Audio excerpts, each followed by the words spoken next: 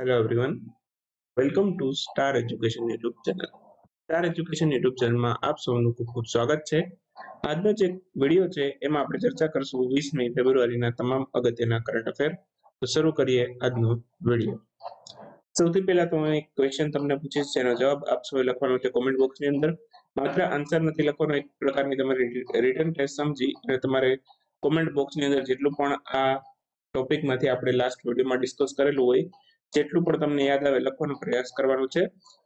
તો વિડીયોને પોઝ કરી તમારો આન્સર આપવાનો છે કોમેન્ટમાં. પ્રશ્ન તમારા માટે છે, ભારતના કયા મંત્રાલય દ્વારા નેશનલ ઓર્ગન ટ્રાન્સપ્લાન્ટેશન ગાઈડલાઈનમાં કેટલાક ફેરફાર કરવામાં આવેલા છે?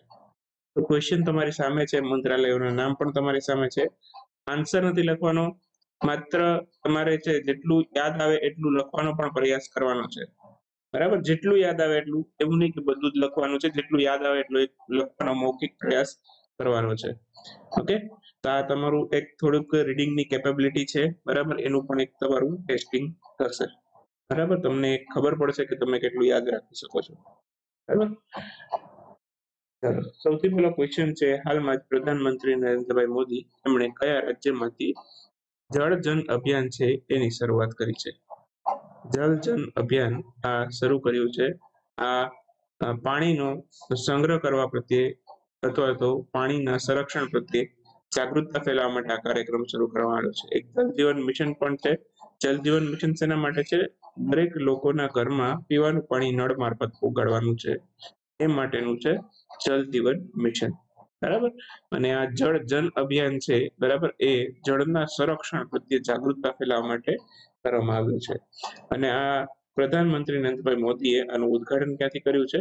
આ કર્યું છે રાજસ્થાનમાંથી. ઓપ્શન ડી આપણો આન્સર થશે. હાલમાં જ પ્રધાનમંત્રી નરેન્દ્રભાઈ મોદીએ જળ જન અભિયાનની શરૂઆત ક્યાંથી કરી? તો કે રાજસ્થાનના સિરોહી ડિસ્ટ્રિક્ટમાંથી કરી છે. ક્યાંથી કરી? સિરોહી ડિસ્ટ્રિક્ટમાંથી.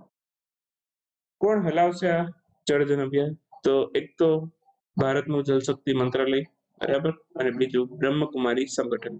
બંને મળી અને જળ સંરક્ષણ પ્રત્યે જાગૃતતા ફેલાવવાનું કાર્ય કરશે. ક્લિયર? બ્રહ્મકુમારી સંગઠન છે એ ખૂબ મોટું સંગઠન છે. બરાબર, એના હેડ તરીકે મહિલાઓ હોય છે, જેમ કે તમે દાદી જાનકીનું નામ ક્યારેક ને ક્યારેક કદાચ સાંભળ્યું હશે.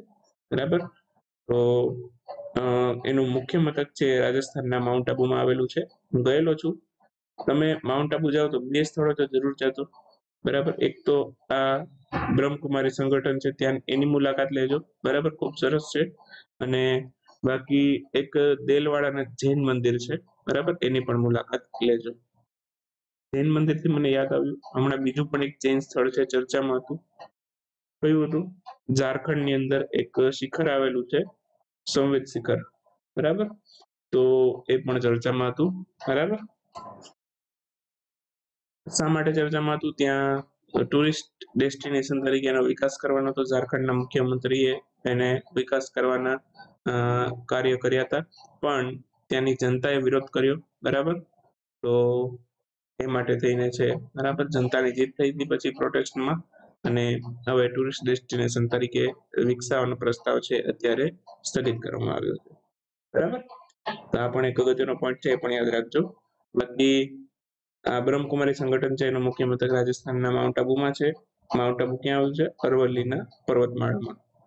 અને માઉન્ટ આબુનું સૌથી ઊંચું શિખર છે એ ગુરુ શિખર છે. તમે ક્યારેક જો માઉન્ટ આબુ ફરવાની ઈચ્છા હોય તમારી, તો માઉન્ટ આબુની અંદર છે ત્યાં બસ સ્ટેન્ડ જશો, ત્યાંની જે એસટી બસ કહીએ ને આપણે, બરાબર, તો એ લોકો છે બસની અંદર લગભગ હું ગયો ત્યારે 150 રૂપિયા આસપાસ ટિકિટ હતી. બરાબર, તો 150 રૂપિયામાં તમને આખું માઉન્ટ આબુના જેટલા પણ પ્રસિદ્ધ સ્થળો હોય એ ફેરવી દે. એમાં બ્રહ્મકુમારી સંગઠન પણ આવી જાય છે. બરાબર, પછી ગુરુ શિખર પર્વત પણ આવી જાય છે.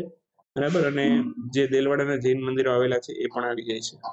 બરાબર, પણ તમારે એ લોકોના ટાઈમિંગ પ્રમાણે ચાલવું પડે. બરાબર, ટાઈમ વધારે સ્પેન્ડ કરવો હોય તો એ વસ્તુ એમાં પોસિબલ ના થાય. બરાબર, તો આ જસ્ટ ખાલી તમે કદાચ ક્યારેક જાઓ તો. બરાબર, બાકી જળ જીવન અભિયાન છે એના અંતર્ગત 10 કરોડ લોકો છે એને જળ સંરક્ષણ પ્રત્યે જાગૃતતા ફેલાવવાનો લક્ષ્યાંક રાખવામાં આવેલો છે. તો એ પણ એક યાદ રાખજો. એના પછીનો ક્વેશ્ચન છે, હાલમાં જ પ્રસિદ્ધ ખેલાડી તુલસીદાસ બલરામનું નિધન થયું છે. કઈ રમતના ખેલાડી છે? તુલસીદાસ બલરામ છે એ ફૂટબોલની રમતના દિગ્ગજ ખેલાડી હતા, હાલમાં જેનું નિધન થઈ ગયું છે. હાલમાં જ દિગ્ગજ ખેલાડી તુલસીદાસ બલરામ એનું નિધન થઈ ગયું છે. આ તમે જોવો છો ફૂટબોલના ખેલાડી છે. ફૂટબોલના 2 પોઈન્ટ અગત્યના છે. એક તો ફીફા વર્લ્ડ કપ થયો હતો 2022 નો, એ ક્યાં થયો? કતારમાં. અને એક કતારમાં જે અત્યારે ફીફા વર્લ્ડ કપ છે એનું ટાઇટલ કોણે જીતેલું? એક એ પોઈન્ટ અગત્યનો, તો ટાઇટલ જીત્યું આર્જેન્ટિનાએ. ચલો એક તમને પ્રશ્ન પૂછી લો, આર્જેન્ટિનાએ ફાઇનલમાં કોને હરાવ્યું? બરાબર, કોને હરાવ્યું? બરાબર, તો એ તમારે મને કહેવાનું છે, બરાબર, કોમેન્ટ બોક્સની અંદર. તો બાકી એના પછી હવે ક્યાં થશે? હવે 2026માં જે ફીફા વર્લ્ડ કપ છે એ 3 લોકેશનમાં થવાનો છે, બરાબર. એક તો યુએસએ, મેક્સિકો અને કેનેડા, ત્રણેય દેશો સંયુક્ત રીતે મળીને 2026નો જે ફીફા વર્લ્ડ કપ છે દર 4 વર્ષે થાય, હવે પછી 2026માં ત્રણેય દેશો મળીને એનું આયોજન કરશે, બરાબર. તો પ્રશ્નમાં આપેલા તમામ એવું પણ સેટ કરી શકાય, ઓકે, 2026નો ફીફા વર્લ્ડ કપ ક્યાં થશે? તો આપેલા તમામ વાળા ઓપ્શન પણ આમાંથી બનાવી શકાય. હાલમાં કયા સંગઠને પેટ્રોલ અને ડીઝલથી ચાલતી ગાડીઓ છે એના ઉપર 2035 સુધીમાં પ્રતિબંધ લગાવવાની જાહેરાત કરી છે? કયું સંગઠન છે કે 2035 સુધીમાં પેટ્રોલ ડીઝલ વાળી ગાડીઓ છે એ ચાલશે જ નહીં, કાં તો ગેસ વાળી ચલાવો કાં ઇલેક્ટ્રિક ચલાવો 2035 પછી, બરાબર. તો આ કોણે કર્યું છે? આ કર્યું યુરોપિયન યુનિયને. તો હાલમાં જ ઓપ્શન બી આપણો આન્સર થશે. હાલમાં જ યુરોપિયન યુનિયને પેટ્રોલ ડીઝલથી ચાલતી ગાડી છે એના ઉપર 2035 સુધીમાં પ્રતિબંધ લગાવવાની જાહેરાત કરી છે. બાકી યુરોપિયન યુનિયન વિશે 2-3 અગત્યના પોઈન્ટ રિવાઇઝ કરાવી દઉં તમને. તો એક તો ક્રોએશિયા છે 20મો દેશ બની જશે જે પોતાની મુદ્રા તરીકે યુરો ચલણ છે એને સ્વીકારશે. અત્યાર સુધી 19 દેશોમાં યુરો ચાલતું હતું, હવે 20મો દેશ ક્રોએશિયા બનશે કે જે યુરોને અપનાવશે, બરાબર. પછી હાલ યુરોપિયન યુનિયનની અંદર કુલ કેટલા દેશો છે? તો કે 27. બ્રિટન છે એક્ઝિટ થઈ ગયું, પછી કેટલા થઈ ગયા? તો કે 27 યુરોપિયન યુનિયનની અંદર દેશોની સંખ્યા થઈ, બરાબર. અને હવે 28મો નવો સભ્ય દેશ બનશે બોસ્નિયા. યાદ રાખજો, બોસ્નિયા કેટલામો મેમ્બર બનવાનો છે યુરોપિયન યુનિયનનો? બધી સ્વીકૃતિ મળી ગઈ છે, બરાબર, ખાલી ઓફિશિયલ નોટિફિકેશન બાકી છે, તો 28મો સભ્ય દેશ બનશે બોસ્નિયા. બાકી યુરોપિયન સ્પેસ એજન્સી છે એને બીજું રોકેટ લોન્ચ પેડ સેન્ટર છે એનું ઉદઘાટન કર્યું હતું. આ પ્રશ્ન જીપીએસસી માં પૂછાઈ ગયો, બરાબર. તો આવનારી પરીક્ષામાં પણ પૂછે, સાયન્સ ટેકનોલોજીની દ્રષ્ટિએ પણ અગત્યનો પોઈન્ટ છે. તો સ્વીડનના કિરુના ખાતે આ બીજું સ્પેસ રોકેટ લોન્ચ સેન્ટર છે ખોલ્યું છે. રોકેટ આપણે લોન્ચ કરીએ છીએ ભારતમાં ક્યાં છે? આંધ્રપ્રદેશના શ્રીહરિકોટા ખાતે આવેલા સતીશ ધવન સ્પેસ સેન્ટરમાં, બરાબર. તો બીજું આપણે પણ બનાવીએ છીએ તૂતુકુડી ખાતે, બરાબર. તો એવી જ રીતે સ્વીડને પણ બીજું યુરોપિયન યુનિયને પણ બીજું બનાવ્યું સ્વીડનમાં, બરાબર. એમની પાસે અત્યાર સુધીમાં એક જ રોકેટ લોન્ચ પેડ સ્ટેશન હતું, એ ફ્રેન્ચ ગિની પાસે હતું, બરાબર. અને આ rocket launch pad rocket launch કરવાનું જે સેન્ટર છે એને નામ શું આપ્યું છે? નામ આપ્યું છે S range space system, S range space centre, okay. તો એ પણ આપણે યાદ રાખીશું. બાકી ભારત અને યુરોપિયન યુનિયન છે બંને વચ્ચે હાઈ પરફોર્મન્સ કમ્પ્યુટિંગ માટે એમઓયુ પર હસ્તાક્ષર કરવામાં આવ્યા છે. 20 ફેબ્રુઆરીને રોજ કયા રાજ્યનો સ્થાપના દિવસ છે? તો અરુણાચલ પ્રદેશનો પણ છે, મિઝોરમનો પણ છે. તો આપણો આન્સર શું થશે? ઓપ્શન એ અને બી બંને. તો 20 ફેબ્રુઆરી 2023ના રોજ અરુણાચલ પ્રદેશ અને મિઝોરમ બંનેનો સ્થાપના દિવસ છે, ઓકે. તો મિઝોરમનો પણ સ્થાપના દિવસ છે. બંનેની સ્થાપના ક્યારે થયેલી? 20 ફેબ્રુઆરી 1987ના રોજ. 20 ફેબ્રુઆરી 1987ના રોજ છે અરુણાચલ પ્રદેશ અને મિઝોરમ બંનેની સ્થાપના થઈ. અરુણાચલ પ્રદેશમાં નવા રાજ્યપાલ હમણાં જ આવ્યા, કેવલ્ય ત્રિવિક્રમ પરનાયક આ અરુણાચલ પ્રદેશના નવા રાજ્યપાલ બનેલા. ત્યાં મુખ્યમંત્રી પેમા ખાંડુ છે, બરાબર. અને અરુણાચલ પ્રદેશની રાજધાની શું છે? ઈટાનગર. મિઝોરમની પણ વાત કરી લે, મુખ્યમંત્રી ઘણા સમયથી ઝોરમથાંગા છે, રાજ્યપાલ કોણ છે? કંભમપતિ હરિબાબુ. અને મિઝોરમની રાજધાની શું છે? એઝવાલ. તો આટલા અગત્યના પોઈન્ટ 2 રાજ્યો વિશે તમારે યાદ રાખવાના છે, બધું જ અગત્યનું છે. વિશ્વ સામાજિક ન્યાય દિવસની ઉજવણી ક્યારે થઈ? આ પણ 20મી ફેબ્રુઆરી ઉજવાયેલો. તો આન્સર આવશે 20 ફેબ્રુઆરી. ઓપ્શન સી આપણો આન્સર થશે. હાલમાં જ વિશ્વ સામાજિક ન્યાય દિવસની ઉજવણી પણ ક્યારે થઈ? તો કે આજે 20 ફેબ્રુઆરીએ ઉજવાયેલો. World day of social justice પણ કહેવાય છે અને આની થીમ છે overcoming barriers and unleashing opportunities for social justice. એટલા અગત્યના પોઈન્ટ છે એ તમારે યાદ રાખવાના. બાકી સૌ પ્રથમ વખત વિશ્વ સામાજિક ન્યાય દિવસની ઉજવણી ક્યારે થઈ હતી? તો કે 2009માં. બરાબર, તો આટલા અગત્યના પોઈન્ટ આપણે યાદ રાખવાના. હાલમાં સેન્ટ્રલ વોટર કમિશન દ્વારા કઈ સંસ્થા સાથે મળીને ડેમ માટે સેન્ટર ઓફ એક્સેલન્સની સ્થાપના કરવામાં આવેલ?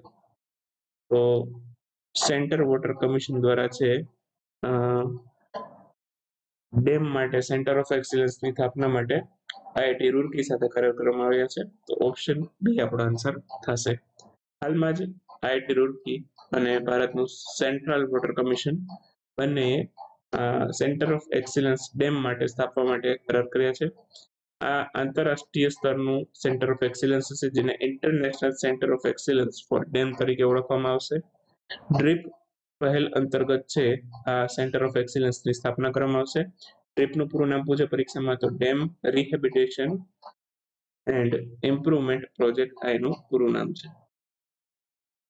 હાલમાં કયા રાજ્યની સરકાર દ્વારા વિંધ્યા એક્સપ્રેસ વે અંગે જાહેરાત કરવામાં આવી છે?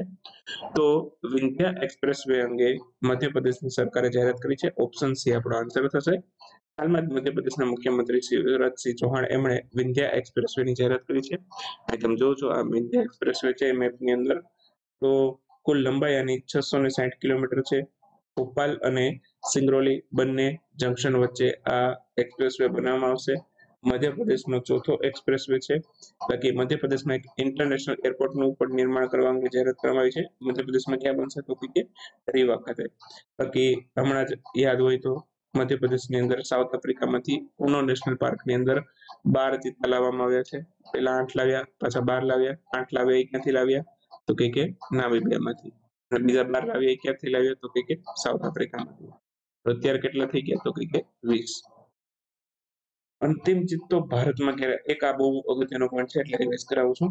તો ભારતની અંદર તમને પ્રશ્ન એમ પૂછે કે અંતિમ ચિત્તો ક્યારે જોવા મળ્યો? તો અંતિમ ચિત્તો જોવા મળ્યો 1947માં.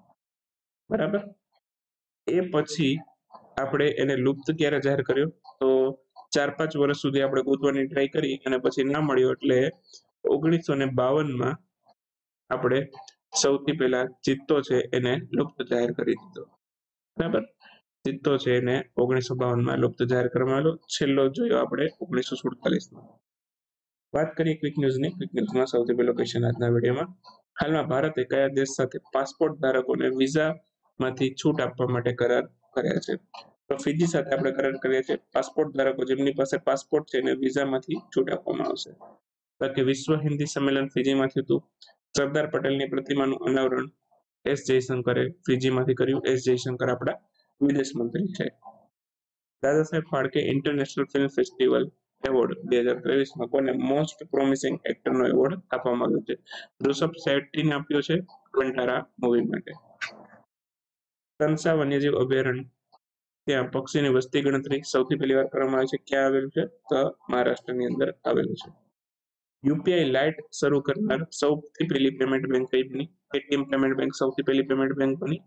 યુપીઆઈ લાઇટ નો મિનિંગ શું ખબર? તમે 200 રૂપિયા સુધીનું આનાથી ટ્રાન્ઝેક્શન કરી શકો. આના માટે તમારે ઓટીપી ની જરૂર ન પડે કે કોઈ પણ પિન જરૂર ન પડે. તમે યુપીઆઈ થી તમે પેમેન્ટ કરો તો તમારે એક પિન નાખવાનો આવે છે, એની પણ જરૂર ન પડે. ડાયરેક્ટલી તમે સીધું પેમેન્ટ કરી નાખો. પણ એ લિમિટ છે 200 રૂપિયા સુધી. નાના ટ્રાન્ઝેક્શન છે એના માટે છે. 200 રૂપિયા સુધીનું ટ્રાન્ઝેક્શન કરી શકાય. વોલેટની અંદર મેક્સિમમ 2000 રૂપીસ કેરી કરી શકાય. બરાબર. હાલમાં જ કોના દ્વારા ઓમોરગુસ ખંદેશ નામના એક બીટલ, એક પ્રકારનો શું કહેવાય જીવજંતુ કહેવાય, એની શોધ કરવામાં આવી છે? તો ઝૂલોજિકલ સર્વે ઓફ ઇન્ડિયા છે એને આની નવી પ્રજાતિ શોધ કરી છે બીટલની. બરાબર. નામ છે ઓમોરગુસ ખંદેશ. બરાબર. ઝૂલોજિકલ સર્વે ઓફ ઇન્ડિયાની શોધ કરી છે. બરાબર. મૃતદેહો પ્રાણીના જે મૃતદેહો હોય સડેલા એને ખાઈને એમાંથી પોષણ મેળવે એ ટાઈપનું કેવડું છે. હાલમાં જ ભારતમાં કયા દેશની સહાયથી T14 અને T15 અર્માટા ટેન્ક છે એનું નિર્માણ કરવામાં આવશે? તો અર્માટા ટેન્ક જેના ટેન્કનું નામ છે T14 અને T15, એનું નિર્માણ છે રશિયા કરશે. આન્સર આવશે રશિયા. ICGS સરોજની નાયડુ હાલમાં ડીકમિશન કરવામાં આવ્યું, તેનું નિર્માણ કઈ કંપની દ્વારા કરવામાં આવેલું હતું? તો નિર્માણ કર્યું હતું ગોવા શિપયાર્ડ લિમિટેડ. આન્સર આવશે ગોવા શિપયાર્ડ લિમિટેડ. હાલમાં જ કયા રાજ્યમાં સૌપ્રથમ વખત સુંદરવન પક્ષી ઉત્સવની ઉજવણી થઈ? તો સુંદરવન પક્ષી ઉત્સવની ઉજવણી થઈ આ પશ્ચિમ બંગાળમાં કરવામાં આવેલી. આન્સર આવશે પશ્ચિમ બંગાળ. બાકી જતા પહેલા આપ સૌને જાણ કરી દો, આપણી એન્ડ્રોઈડ એપ્લિકેશન પણ છે. અત્યારે કરંટ અફેરના કોર્સની પ્રાઇસ ₹599 છે. તમે આપણું 1 વર્ષ સુધી કરંટ અફેરનું જેટલું પણ પેઇડ કન્ટેન્ટ છે એ બધું એક્સેસ કરી શકશો, ટેસ્ટ આપી શકશો, PDF મેળવી શકશો. આ બધું પેઇડ કન્ટેન્ટ હેઠળ છે, બધું તમે મેળવી શકશો. તો મળીએ હવે 21મી ફેબ્રુઆરીના કરંટ અફેરમાં. ત્યાં સુધી રજા લઈએ. આવજો, બાય બાય, ગુડ નાઇટ, શુભરાત્રી.